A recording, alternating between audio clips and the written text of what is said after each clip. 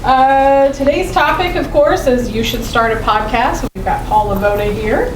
And I just want to also let you know that the Chamber offers a podcast studio here. It's right down this hallway. It's called Studio 210. And if you guys would like a tour of the studio afterwards, we're happy to show you around and take you through that. So now, without further ado, I'd like to give a little bit of information here about Mr. Paul LaVota. Paul is a lifelong resident of Independence, a former public official and podcast producer with years of experience encompassing digital production, studio, and live broadcast, and also commercial voiceovers. He's an expert in consistently entertaining large audiences with tireless enthusiasm. Yes. Let's lower our expectations a bit, though. Paul produces many podcasts, including the Coaching for Potential podcast, the Health Detective podcast, and the I've Got Something to Say program.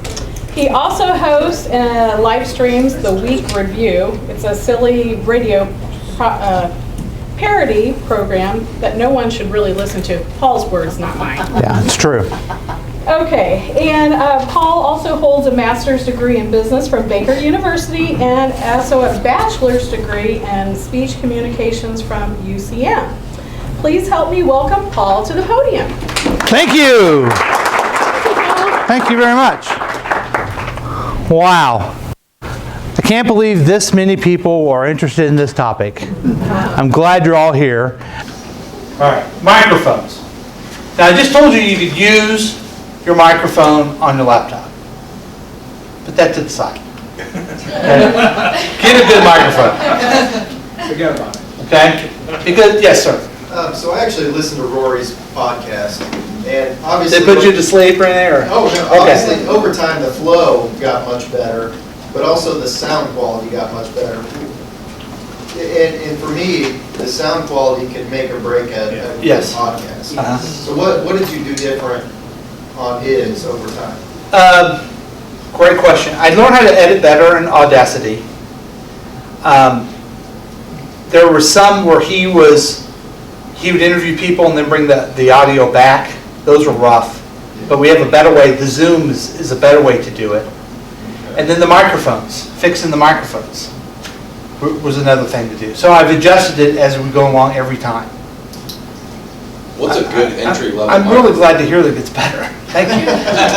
What would a good entry-level microphone be for somebody that wanted to start theirs? I like this. This is what I have. $70 for a MXL 990 condenser microphone. $70. How's the one in the podcast thing? The podcast Do we know what it is? I don't know. It's nice. It's a ribbon. It looks like a ribbon. Yeah. Mic. It looks like a good mic. Yeah. It's a decent one. Mm-hmm. So, again, you don't need it. And if you're like, wow, that's a little bit too much I want to spend, I would build on it. But it just sounds, because those folks, all they are listening to you, and the best thing to do is invest a little bit in a microphone. I've heard podcasts that use their laptop. It just doesn't sound that good. And if you like the topic, you're going to listen to it, but there's also a sense of, it's the same presentation. When you do presentations, you want to try to look your best, be your best when you're trying to sell your organization, and I think that helps a little bit, okay? I say please no built-in laptop microphone, because it just doesn't sound as good as you should be sounding. Okay? Questions about that? Okay. There it is right there. And I have, there's a lot of expensive microphones out there. And I think $70 is not too bad compared to the other ones. Take a look and see how expensive some of them are. And I know I don't want to spend more than $70 myself because what I'm saying isn't good enough for these expensive microphones. It would turn off, like we're not using this bulb. Okay. Software needed. Okay. We talked about Audacity. And it's a free open source, Audacity at soundforge.net. You can either write that down or just remember Audacity and put in your Google search and you'll find it. It really is really simple, free. I don't know how it's free, but it's an open source type thing. They do want some donations if you ever feel kind enough to do that. You probably use that too, right, Jeff? I use it, but for the show we used, I can't think of what it's called, the paid version, but Yeah. I use all that. Yeah. But it does most of the stuff. They're basically the you same want. stuff. Yeah. Now, if you want to do video recording, there's different software. There's Audacity for you. But for video recording, I use a simple thing called Minicam, which is free. I don't know any other. There's a lot more expensive ones that you could use, but it's basically just capturing that video. So there's Audacity. Are you capturing that with a phone? What are you capturing the video with? I'm capturing, okay. She asked the question, how am I capturing the video? So the video software is called Minicam. I got webcams, 3 webcams. It pops up, it's a console where I can pick what camera I want. The sound, I turn the sound off, and then the sound I get from my mixer. So it's capturing the video and then taking the sound from my mixer. Because I don't know if this is what you're getting at. If you don't do that, then you're getting two different audios, and you don't want that. Which is probably what I did early in Rory's career. Yes. For the excuse me. For Minicam, do you have the 3 because like one's Facebook only, one is something else, and one's YouTube, or are you actually mixing them? Yeah, great Or question. do you mix them later? Great Like, question. Record everything and then mix it. Great question. For Minicam, I can go live on YouTube, and I can link up to Facebook as well. So I'm doing both at the same time. But Facebook's really easy. I mean, you could actually just turn on a camera and click go live on your Facebook. It's the easiest thing ever. So you could do that and record it. Does that answer your question? Yeah, well, and then my second question, I guess, was, so is that recording it so that you can say, bring that in, and then I want this angle, and now I'm going to splice it with that, and then put that on YouTube Yes. production? Okay. Yes, you could do that because it makes a file itself. Like on Minicam, if you wanted, you could just record and not broadcast. Okay. You could do that and then just take that file and do whatever you want to do with How do you spell Manicam? it. Manycam. Okay. So Audacity, you can delete the word whiskers, the lengthy silences and interruptions because it's visual. You can see what happens there. It's really easy to do that way. You can choose to add music in there as well and mix that together. And it has effects such as volume control, fade-ins and fade-outs, which make it sound even more professional. And you can create an interlude with music. Kind of like that thing I played at the beginning. It's music and someone announcing through it too. You can create those. Yes? We're curious what a word whisker does. A word whisker is just a mistake that you may say, or maybe you pop the microphone or something along with it. It's just a mistake. It sounds stupid, doesn't it? I'll change that. Yes. I'm curious about the music. Where do you? Get to it. Yeah, Okay. go ahead. What's your question, though? Oh, just I know you can't just use any commercial music. So where do you go to get the music? I'm going to show you here. Okay. Okay. Also, you can convert things from MP3, export it as MP3, which is the best way to present it. Okay. Where's my music at? Legal issues. That's what I'm talking about. Beware of using licensed music. I say that kind of because on a podcast, I'm not a lawyer. Thank God I'm not a lawyer. But you can use music on your podcast, and it's fine. What you can't do is use music to and not talk of it. You can't just like play a song and make money off of it. consult your attorney, I guess. But really, you can use music and talk through it. But they'll block you on Facebook and YouTube if you put it up there. You'll get a notice that says, you don't have the rights to this, do you want to mute this music? So you don't even want to worry about the real music. The best thing to do is go to royalty-free music websites like Ben Sound. And he has a whole bunch of different music. They're like background music for different occasions, different types of presentations, and you can use them for free, and they're not going to be blocked anymore. I like Ben Sound, it's just easier, but there's a whole bunch of different royalty-free music in there. The weird thing is, the shorter the podcast, the more editing you get. So just kind of think about, back to what I was talking about before, that format, exactly what you want to talk about. And it may be a good idea to just start out talking and then editing those things and figuring out exactly where you want to go with it. Okay? Did I answer your question? Yeah. Okay. All right, legal issues, free music. You can also create music. There's these things like Fruit Loops, Acid or GarageBand, where you can go in there and do a little,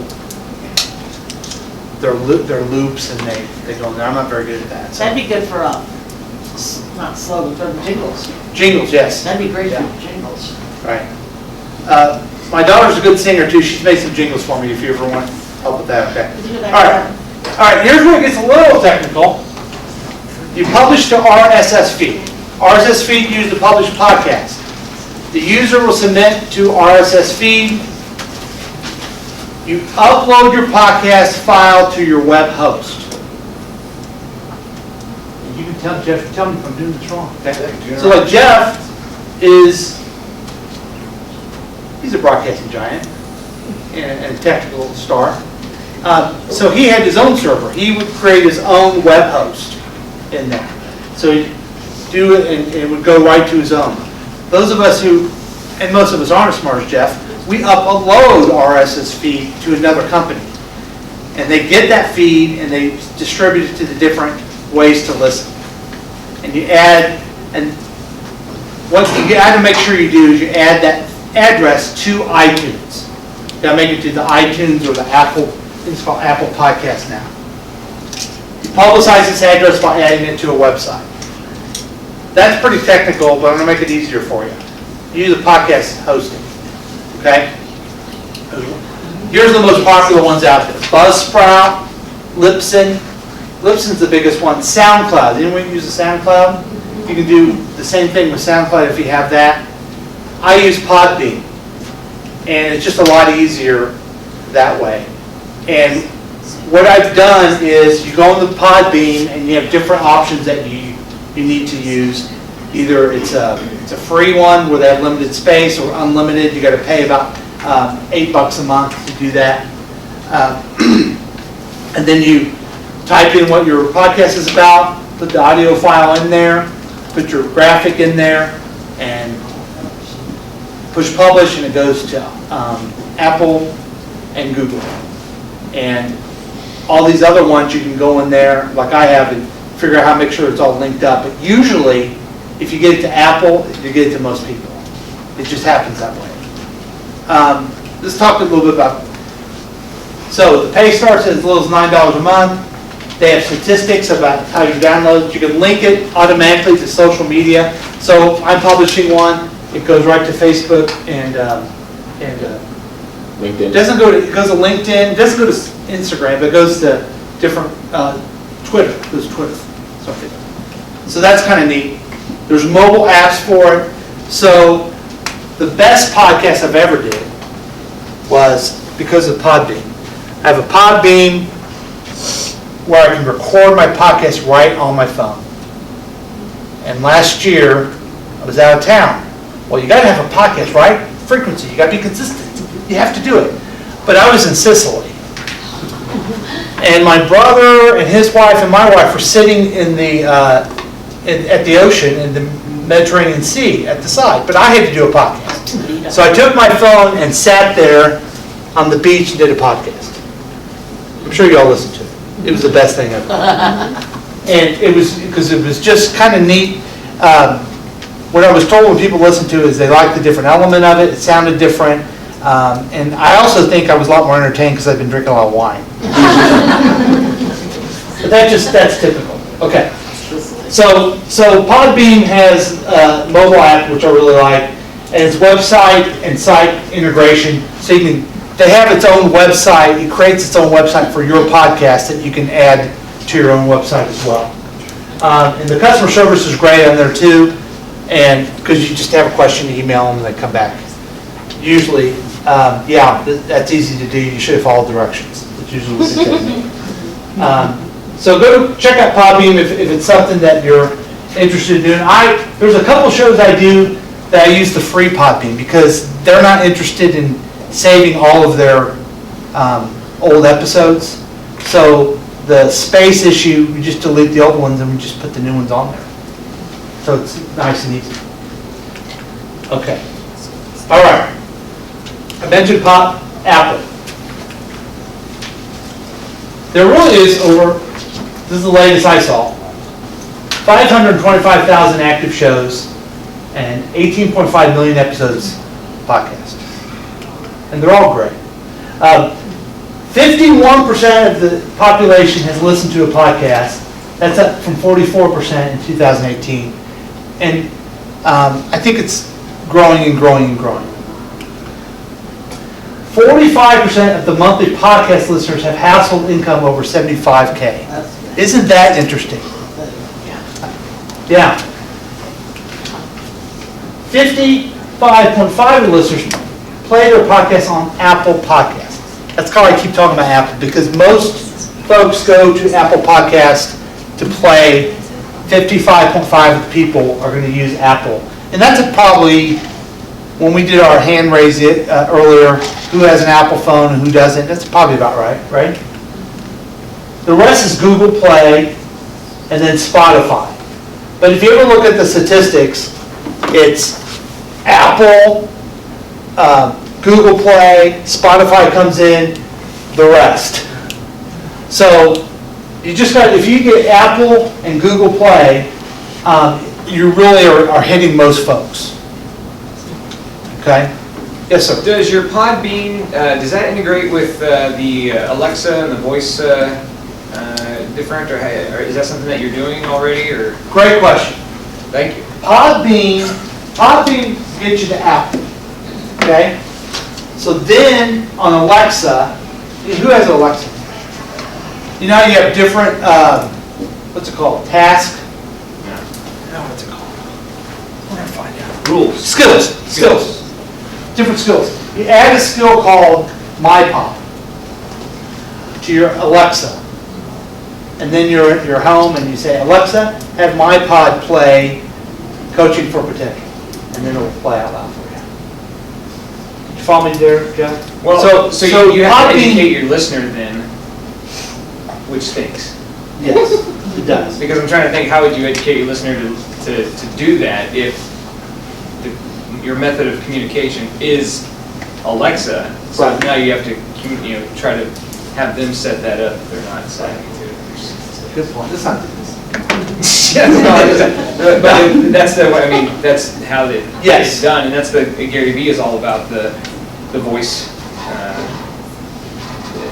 doing the buying stuff over those and having that as a large platform. Yeah, and I think it's one of those things that will make it easier, will become easier, but if you have an Alexa, do the skill MyPod, and then once you have that, you just tell it to play whatever podcast you like.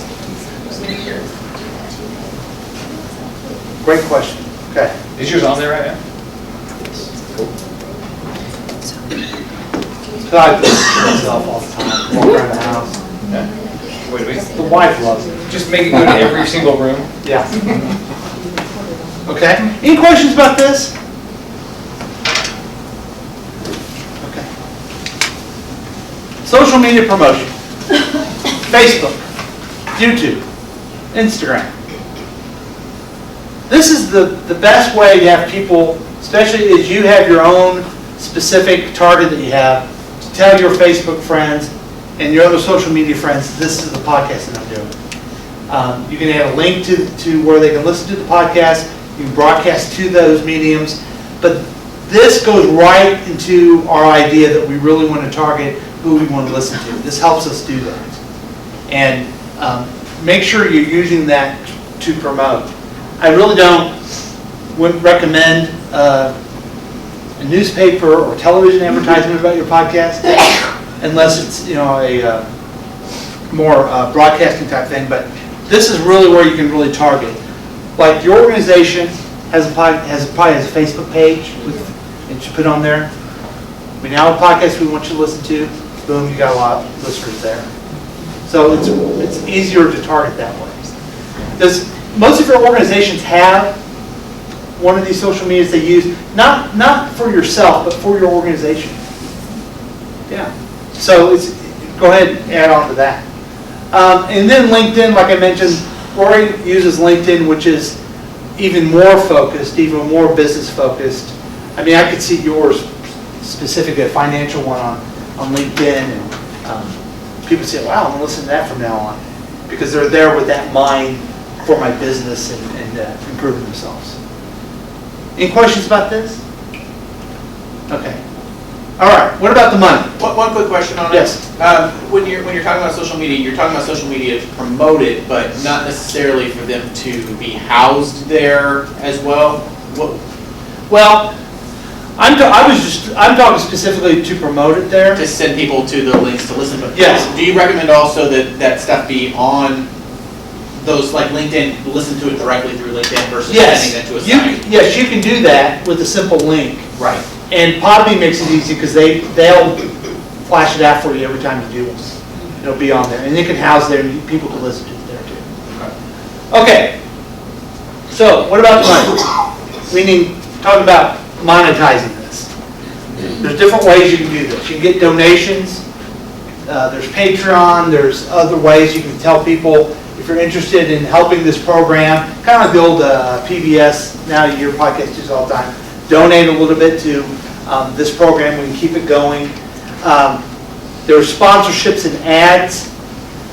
The number that you should think about is 1,000 subscribers. Because once you have 1,000 subscribers, that is kind of like the number where you can really start asking people for sponsorships. And most podcasts don't have that many subscribers. We talked about 500,000 of them, right? But 1,000 subscribers is the point when you really can go make a case to an advertiser. I'm targeting the people that you like. 1,000 people listen to this every time. Let me get a little bit of money on there. That's a hard thing to do. You can sell premium episodes. There's a way to do that you can do it on your website or on Podbean, where people can contribute every month and then they get the special content type thing. Or you can sell repurposed content as well for them specifically. But here it is. Oh, you can add your show to YouTube. Like I mentioned, my daughter's a YouTube star, so she makes money on YouTube. You could do your podcast, link it to YouTube, and if you have a whole bunch of subscribers there, YouTube will send you some money because you'll have enough listeners there. Okay? There's the money. But most don't make money. They just don't. And it just seems as though there's all these cool technologies that come out, and the first thing you hear is, oh man, I'm going to make a lot of money off of this thing. Well, yeah. Unfortunately, we're now in an age where we have to reach out for our organizations for everything. We have to do newspaper, television, even though those are older mediums. But now we got to do a podcast, and now we got to do a email newsletter. I mean, it just seems as though all those times you think there was going to be a new technology to replace it, it doesn't replace it, it just adds to it. Which makes it even harder for us in our organizations to say, okay, now what do we do? Okay, keep doing the newsletter, but also we need to do other things to reach out to other people. So when I say most people, you don't make money off of a podcast, particularly, with ad sales or donations, but you can make it another part of your voice, which will make people part of your organization, which could increase your donations and your money over time. Does that make sense? I kind of add that a little bit because I don't want anyone to think, oh yeah, this is a great new way. A lot of people out there are listening, and I'll get a lot of money off donations and sponsorships. It just doesn't really work that way. That doesn't kind of add value to your business or to your... What do you think? I think so, definitely. Yeah, I think it adds value because it's another way you add your voice. Okay? So here we go. Here's my advice. You could grow your awareness and perhaps increase the sales of your products and services. Rory's podcast, Coaching for Potential, is a perfect example. He is passionate about coaching. He cares about the topic. He's out there, and people listen, and then they say, hey, will you come be a consultant for me? So it does add some of it, but we haven't quite put together a direct, you made this much money off the podcast. It's just another way for he can reach out. Thought?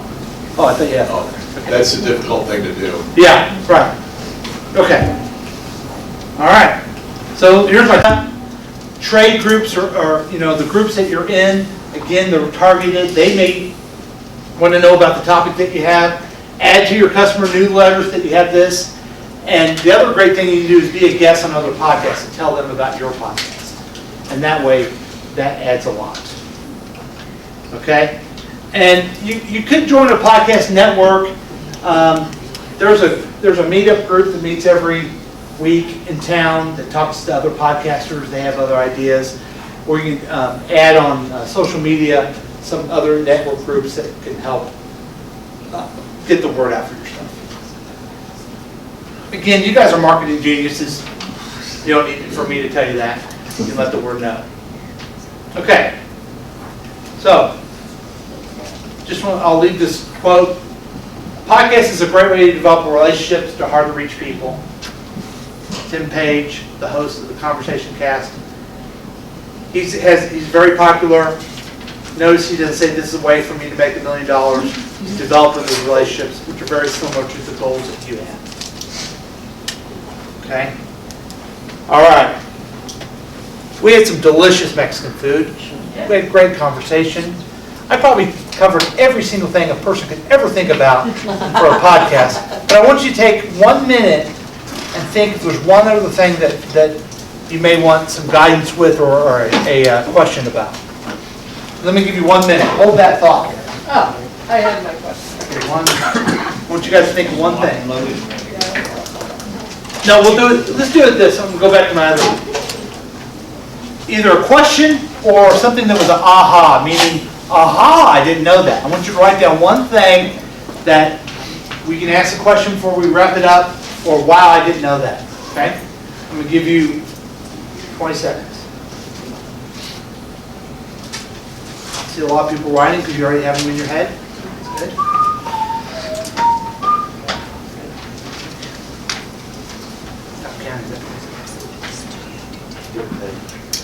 Okay, that's good. All right. I see your question. She's the mayor. We got to ask her. Yes, any other question? Okay, well, this is a question maybe for Michaeline too. Okay, this all sounds great, and I think there's real value in having a podcast, but what if you don't want to produce it all yourself? What if you just say, I need to get a podcast out for my business, my... Somebody just do it for me. Invited me. So, it sounds like that's what you do you have some clients who they come to your studio and you do that for them, but is that something like the studio here? Is it just the equipment that's available, or is there somebody who can help, get this all published for you and help you with that? It's a great question, and we have basic equipment here. You would have to do all your editing on your own. There's someone who can help. But there is someone that can help. Paul? No, really, I would like to help.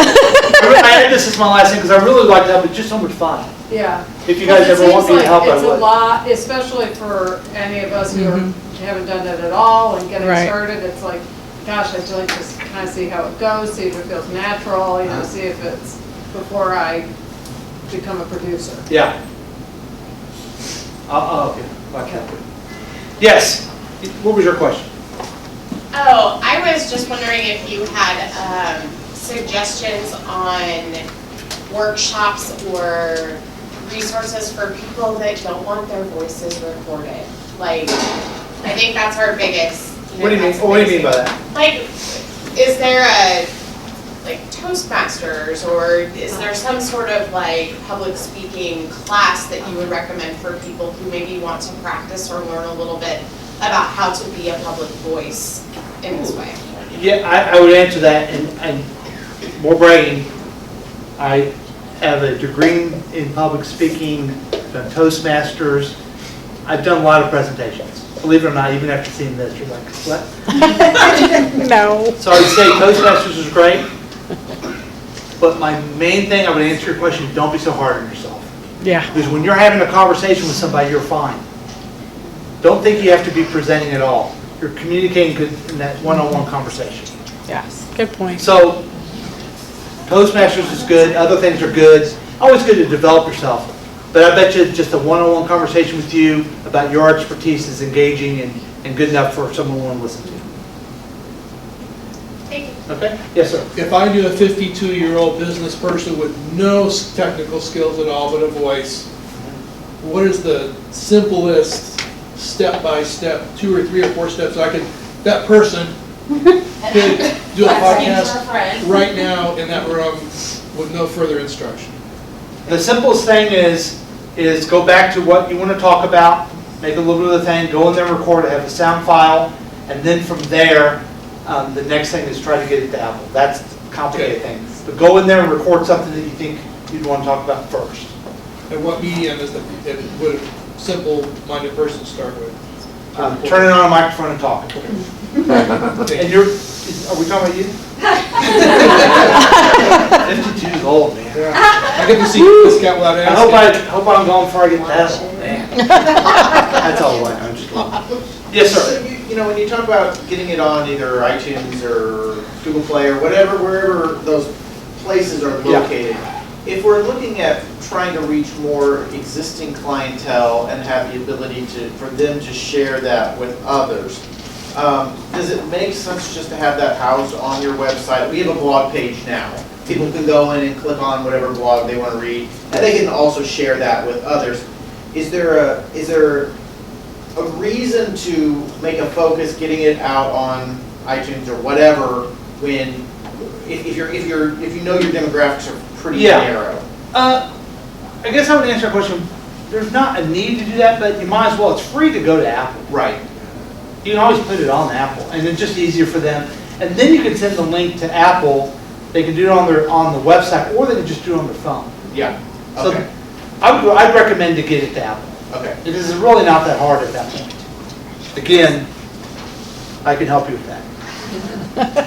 Other thoughts? Yes. Let's say you are making money and you're an individual, you're not necessarily a business yet. Okay. So you have to have a business license, things of that nature, if you are receiving an income from it. I don't have one, but the mayor's here, and I don't want her.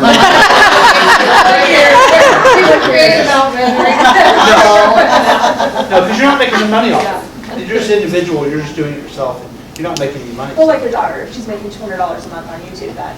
She has to, she claims that in her taxes. Okay. Yes. Yeah. Okay. Good questions. Yeah. All right, has everyone got this info? Because I would like to help. And I'm telling you, I want to help you out because it's fun for me, and I appreciate the fun help. Okay, I'm not putting you this information and charging you millions of dollars to help you. I just would like to help because I think it'd be fun. Okay. All right. Anything else?